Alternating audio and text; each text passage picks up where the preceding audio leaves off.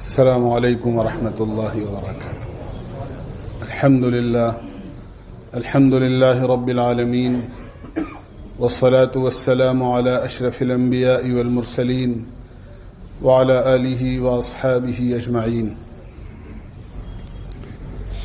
اما بعد فاعوذ باللہ من الشیطان الرجیم، بسم اللہ الرحمن الرحیم۔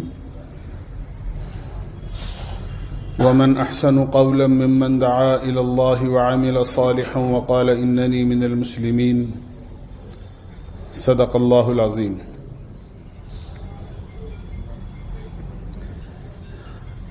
میرے بھائیوں، دوستوں، عزیزوں اور بزرگوں، ہم اللہ کے بندے ہیں اور اللہ ہمارا خالق اور مالک ہے۔ خالق اور مالک ہونے کی وجہ سے اپنے بندوں سے اللہ کو انتہائی پیار ہے، اس لیے بندوں کے لیے جو نظام زندگی بسر کرنے کا اللہ نے قائم کیا ہے اور جو ضابطے اور اصول انسانوں کے لیے اللہ نے بنائے ہیں، وہ انتہائی ہمدردی، خیرخواہی، اچھائی اور بھلائی، حفاظت اور ہر قسم کی اچھائی اس کے اندر چھپی ہوئی ہے۔ کوئی حکم، اللہ کا کوئی امر ایسا نہیں ہے جس میں اللہ کے حکم کی بجاوری کے ساتھ ساتھ بندے کی کوئی نہ کوئی اس میں فائدہ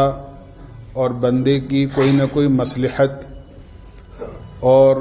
اچھائی اس کے اندر چھپی ہوئی نہ ہو۔ یہ الگ بات ہے کہ بعض چیزیں ایسی ہیں جن کا فائدہ اور نفع انسان پر کھل جاتا ہے اور انسان یہ سمجھنے لگتا ہے کہ اس حکم میں میرا یا انسانیت کا یہ فائدہ ہے،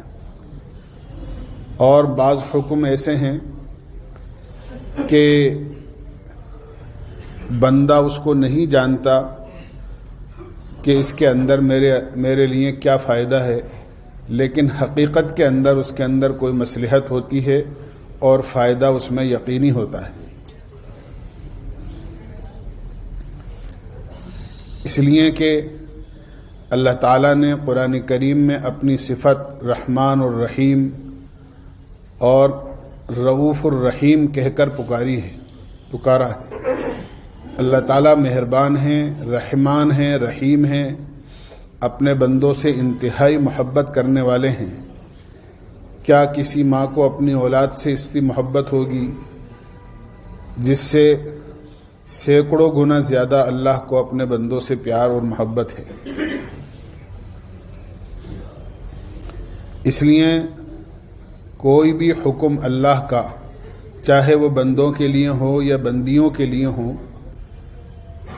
یہ سمجھنا چاہیے کہ یہ حقیقتاً ہماری خیرخواہی اور فائدے ہی کے لیے۔ اللہ تعالیٰ نے دنیا کا جو نظام چلایا ہے وہ مرد اور عورت دونوں سے مل کر چلایا ہے۔ جس طرح اللہ نے چیزوں میں جوڑے بنائے ہیں، زمین و آسمان کا جوڑا، کالے اور سفید کا جوڑا، اندھیرے اور اجالے کا جوڑا، اسی طرح نر اور مادہ کا جوڑا، اسی طرح انسانوں میں مرد اور عورت کا جوڑا اللہ نے بنایا ہے، اور پورے نظام زندگی کو مرد و عورتوں دونوں سے مل کر چلایا ہے۔ اسی لیے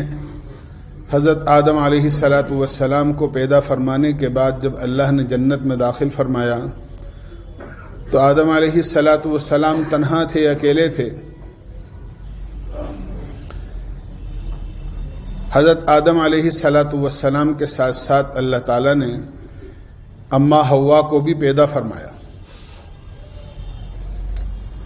اور جنت کے اندر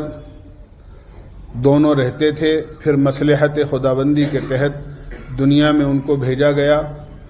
اور پوری نسل انسانی اللہ نے آدم علیہ السلام اور حضرت حوا سے پوری دنیا میں چلائی۔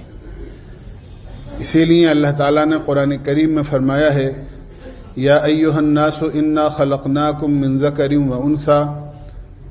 کہ ہم نے ساری دنیا کے انسانوں کو ایک مرد اور ایک عورت سے پورا نظام چلایا ہے۔ آج پوری دنیا میں جتنے انسان ہیں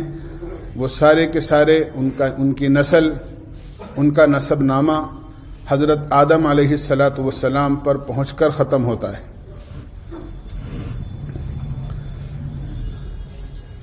اب ساتھ ساتھ ہمیں یہ بھی ذہن میں رکھنا چاہیے کہ جب اللہ نے پوری دنیا میں مرد اور عورت دونوں سے ملا کر دنیا کے نظام کو چلایا ہے، تو صرف ایسا ہی نہیں ہے کہ اللہ تعالیٰ نے مرد عورت کو دونوں کو پیدا فرمانے کے بعد اختیار دے دیا ہو، جو چاہے مرد کرے جو چاہے عورت کرے، بلکہ دونوں کو الگ الگ شعبے تقسیم کرے، دونوں کا کام الگ الگ تقسیم کرا۔ ہم جب انسانی زندگی پر غور کریں گے تو ہمیں پتہ یہ چلے گا کہ زندگی کے دو شعبے ہیں۔ ایک شعبہ گھر کے اندر کے کاموں کا ہے اور ایک شعبہ وہ ہے جو گھر سے باہر کے کاموں کا ہے۔ گھر کے اندر کے کام ہوتے ہیں، گھر کی صفائی ہے، اسی طرح کھانا پکانا ہے، اسی طرح بچوں کی پرورش ہے، گھر کی حفاظت ہے، اور وہ سارے امور جو گھر کے اندر ہمارے اور آپ کے درمیان میں پیش آتے ہیں۔ ایک گھر سے باہر کا شعبہ ہے جس میں باہر چل پھرنا ہے، سیاسی کام ہیں، سماجی کام ہیں، معاشی کام ہیں، کاروبار ہے، تجارت ہے، محنت مزدوری ہے۔ جب دونوں کاموں کی طرف ہم دیکھیں گے، ایک گھر کے کام ہیں جو گھر میں رہ کر کیے جاتے ہیں، ایک باہر کے کام ہیں جو باہر نکل کر کیے جاتے ہیں۔ دونوں کاموں میں جب کمپیئر کیا جائے گا، تقابل کیا جائے گا اور دونوں کا توازن دیکھا جائے گا تو ہمیں یہ پتہ چلے گا کہ باہر کے کام محنت چاہتے ہیں، چلنا پھرنا پڑتا ہے، کاروبار کے لیے محنت کرنی پڑتی ہے، سفر کرنے پڑتے ہیں، اور بہت سارے کام ہیں محنت مزدوری مشقت کے کہ وہ طاقت کو چاہتے ہیں۔ گھر کے جو کام ہیں وہ آسان ہیں باہر کے کاموں کے مقابلے میں۔ گھر میں ایک جگہ رہ کر کھانا بنا لینا، بچوں کے کپڑے دھو لینا، گھر کی صفائی کو انجام دے لینا، اسی طرح جو گھر کے امور ہیں اس کے لیے کہیں باہر جانے کی ضرورت نہیں ہے۔ یہ انسان کی زندگی کے دو شعبے ہیں، ایک گھر کے اندر کا، ایک گھر سے باہر کا۔ اب نظام ان دونوں شعبوں کا مرد عورت دونوں ہی کو چلانا ہے، تو اب یہ دیکھیں گے کہ مرد اور عورت دونوں میں کمزور کون ہے اور طاقتور کون ہے۔ جب دونوں کا اندازہ کیا جائے گا تو یہ پتہ چلے گا کہ عورت مرد کے مقابلے میں کمزور ہوتی ہے اور مرد عورت کے مقابلے میں طاقتور ہوتا ہے۔ انصاف کا تقاضا یہ ہے کہ وہ کام اور وہ امور اور زندگی کے وہ شعبے جو محنت، مجاہدہ، قربانی، تکلیف، مشقت اور زیادہ طاقت سے تعلق رکھتے ہیں، وہ مرد و عورت دونوں میں سے ایسے آدمی کے سپرد کیے جائیں جو طاقت میں زیادہ ہے اور وہ عورت کے مقابلے میں مرد ہے۔ گھر کے اندر کا شعبہ چونکہ آسان ہے، اس میں زیادہ مشقت، زیادہ محنت کی ضرورت نہیں ہے، زیادہ چلت پھرت کی ضرورت نہیں ہے، لہذا مرد و عورت دونوں کے درمیان میں گھر کے شعبے کو بھی چلانا ہے، لہذا انصاف کا تقاضا یہ ہے کہ گھر کے اندر کے کام عورت کے سپرد کیے جائیں اور گھر کے باہر کے کام مرد کے سپرد کیے جائیں۔ جب یہ دونوں کام ان دونوں صنف انسانی کے سپرد کیے جاتے ہیں تو پوری دنیا کا نظام ایک متوازن طریقے سے اور ایک بیلنس کے ساتھ وجود میں آتا ہے. نہ گھر کے کاموں میں کوئی کمی آتی ہے، نہ باہر کے کاموں میں کوئی کمی آتی ہے. اب حدیث میں دیکھیں گے تو ہمیں پتہ چلے گا کہ جو کائنات میں سب سے افضل، سب سے اعلیٰ، سب سے اونچا مقام رکھنے والی ہستی ہے، انہوں نے جب اپنی صاحبزادی حضرت فاطمہ رضی اللہ عنہا کی شادی کی تو آپ خود حضرت علی رضی اللہ عنہ کے گھر تشریف لے گئے اور آپ نے وہاں جا کر دونوں کو زندگی کے اصول سکھائے کہ تمہیں اپنی زندگی کیسے گزارنی ہے. چنانچہ یہی کام آپ نے کیا کہ گھر کے اندر کے کام حضرت فاطمہ رضی اللہ عنہا کے ذمے کیے کہ تم گھر میں رہ کر یہ سارے کام اور سارے امور کو انجام دو گی، اور باہر کے جو کام ہیں یہ حضرت علی رضی اللہ عنہ کے سپرد کیے گئے کہ آپ کو یہ باہر کے کام انجام دینے. یہ اسلامی نظام ہیں اور یہ اسلامی اصول ہیں اور یہ اسلامی ضوابط ہیں مرد اور عورت دونوں کے لیے. اگر باہر کے امور کو مرد سنبھالیں گے تو باہر کا نظام صحیح چلے گا. گھر کا نظام عورت سنبھالے گی تو گھر کا نظام صحیح چلے گا. اگر اس فطرت اسلامی کے خلاف اور اس سے اپنے آپ کو ہٹا کر عورت نے اگر باہر کے کاموں میں مداخلت شروع کی کہ مرد باہر چلتے پھرتے ہیں اور جو کام مرد انجام دیتے ہیں وہ کام ہمیں کرنا ہے، تو میرے بھائیوں، دوستو، بزرگوں، یاد رکھو کہ دنیا کا نظام اس سے پہلے عورتوں کی اس آزادی کی وجہ سے درہم برہم ہو چکا ہے اور آج بھی کچھ اس طرح کے حالات دنیا میں چل رہے ہیں. اس لیے کہ جو ہمارا خالق اور مالک اور ہمارا پیدا کرنے والا ہے، اس نے جو نظام ہمارے لیے ہمارے اوپر رحم کھا کر، کرم فرما کر، مہربانی فرما کر طے کیا ہے، کوئی بھی انسان اگر اس کے خلاف جائے گا تو یقیناً وہ بجائے فائدے کے نقصان اٹھائے گا. آج عورتوں کو اس دل فریب نعروں کے ذریعے سے، آوازوں کے ذریعے سے گھر سے باہر نکالا گیا کہ کیا ضرورت ہے تمہیں گھروں میں قید رہنے کی. تمہیں تو گھروں میں ایسے قید کر دیا گیا جس طرح کسی پنجرے کو پرندے کے اندر بند کر دیا، کسی پرندے کو پنجرے میں بند کر دیا جاتا ہے. آزادی کے ساتھ جس طرح مرد باہر چلتے پھرتے ہیں تم بھی چلو پھرو، اور جس طرح آزادانہ زندگی مرد بسر کر رہے ہیں اس طرح تم بھی کرو. چنانچہ عورتیں باہر نکلیں اور اس بے حیائی کے نتیجے میں کس طرح عورت کی عزتیں پامال ہو رہی ہیں اور اس کا نقصان اور خمیازہ ان کو بھی اور ان کے گھر کے سرپرستوں اور والدین کو اٹھانا پڑ رہا ہے. یہ ناگفتہ بھی حالات ہیں جو نہیں کہے جا سکتے. کیوں کہ یہ قدم اسلامی فطرت کے خلاف ہے. اللہ نے عورت کو بہت قیمتی بنایا ہے، عورت کو بہت قیمتی بنایا ہے. ہم جانتے ہیں جواہرات کا کام کرنے والے کہ جو قیمتی نگینہ ہوتا ہے،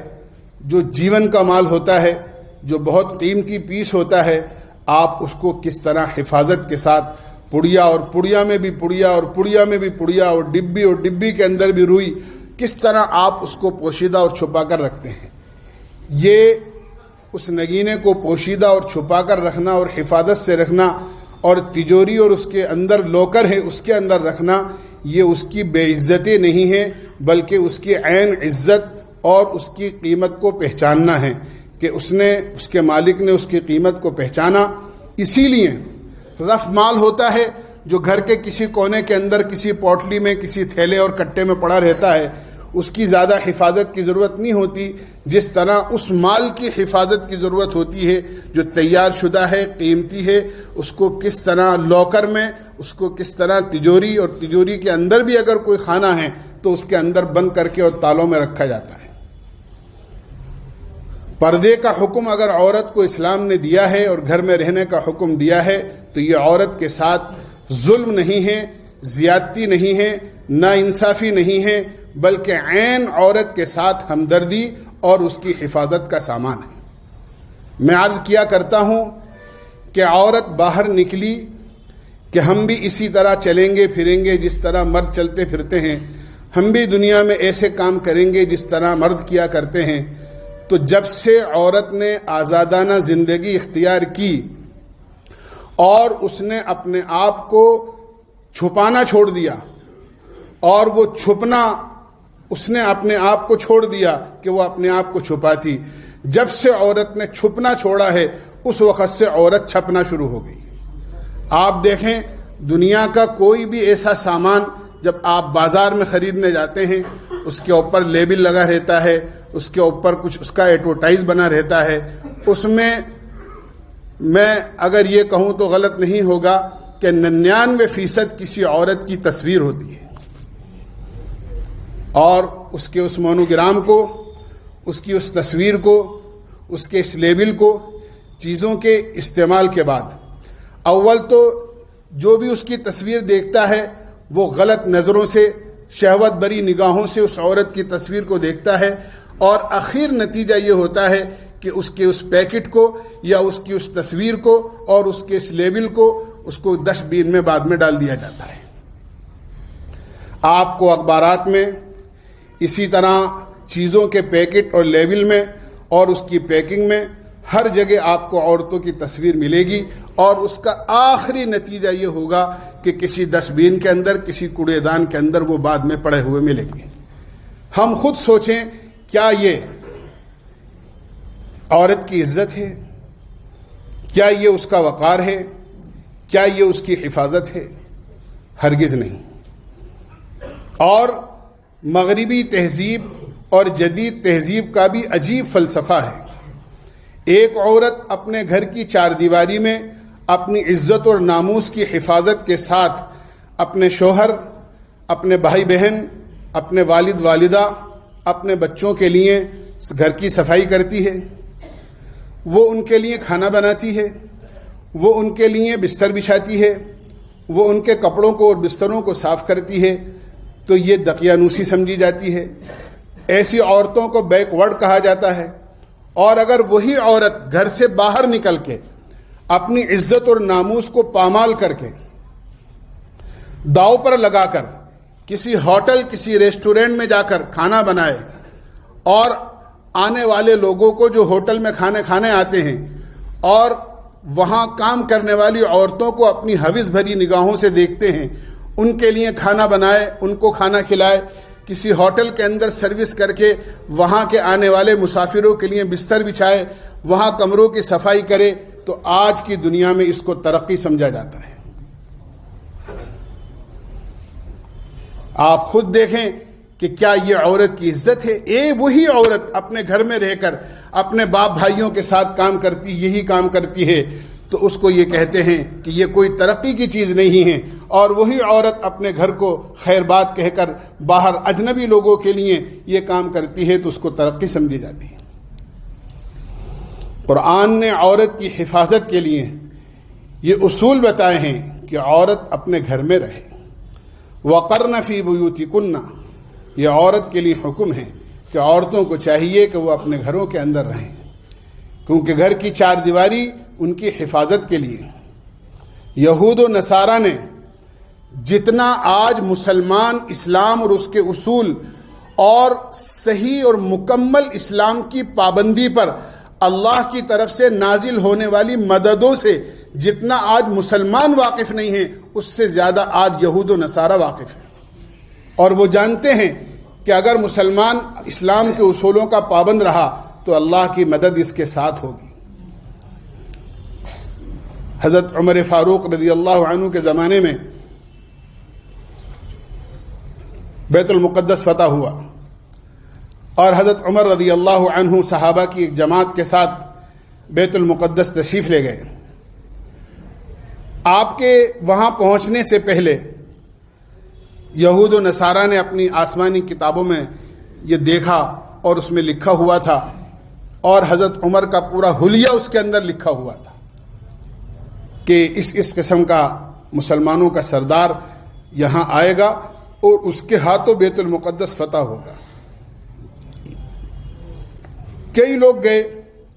لیکن انہوں نے کہا کہ تم ہمارا مقابلہ نہیں کر سکتے کہ ہماری کتابوں کے اندر جو حلیہ لکھا ہوا ہے اس حلیے کا تمہارے اندر کوئی آدمی نہیں. چنانچہ حضرت عمرو بن عاص رضی اللہ عنہ اور دیگر صحابہ نے حضرت عمر سے درخواست کی کہ آپ ہی کو چلنا ہوگا. حضرت عمر رضی اللہ عنہ چلے. راستے کے اندر حضرت عمر کو نیا کرتا اور جبہ پیش کیا گیا کہ آپ کے کرتے پر پیون لگے ہوئے ہیں، آپ یہودیوں کے ملک میں جا رہے ہیں، اچھا نہیں لگتا کہ آپ پیون والے کرتے کو پہن کر جائیں،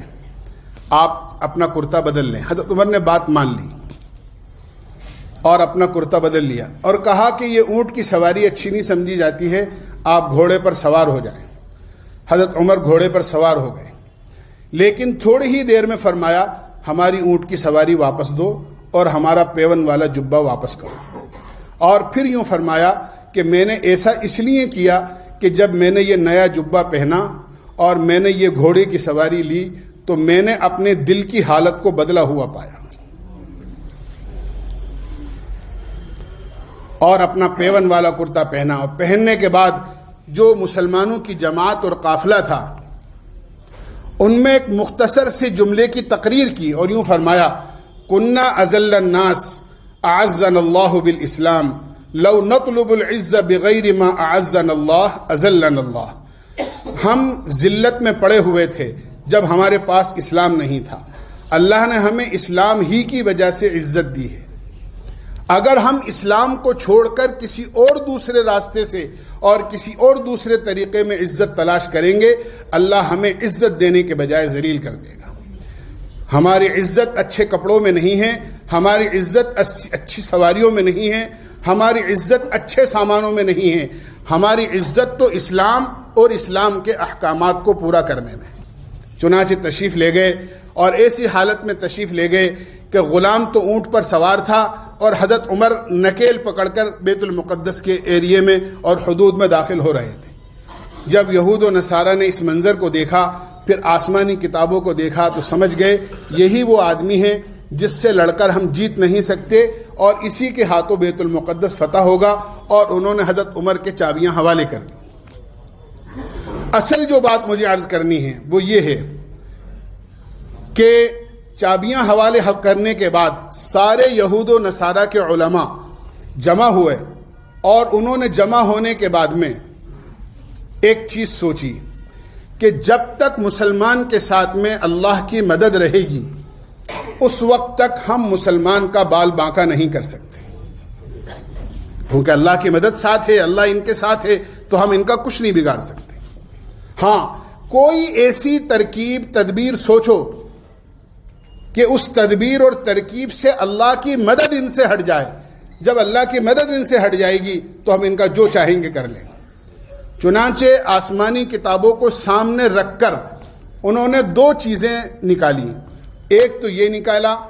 کہ مسلمان کے پیٹ میں حلال لقمہ نہ جانے پائے. ایسی اسکیمیں اور ایسی چیزیں دنیا میں چلاؤ کہ مسلمان اس میں پھنس کر حرام روزی کھائے، حرام روزی کمائے تاکہ اس کے پیٹ میں حلال روزی نہ جانے پائے. حلال روزی اس کے پیٹ میں نہیں جائے گی، حرام کا لقمہ اس کے پیٹ میں جائے گا تو اللہ کی مدد اس سے ہٹ جائے گی. دوسرے عورتوں کی لائن کی خرابی پیدا کرو، بے حیائی کی اسکیمیں پیدا کرو، بے حیائی دنیا میں عام کرو. جب مسلمان بے حیائی کے اندر آ جائے گا اور ان کی عورتیں بے حیائی میں مبتلا ہو جائیں گی تو یاد رکھو پھر ہم جو چاہے ان کے ساتھ کر سکتے ہیں. یہ دو چیزیں یہود و نصارہ نے بڑے غور و فکر کے ساتھ سوچیں اور دنیا میں اس کو اس وقت سے چلانا شروع کیا. اور میں عرض کرتا ہوں آج وہ اس میں 100% کامیاب ہیں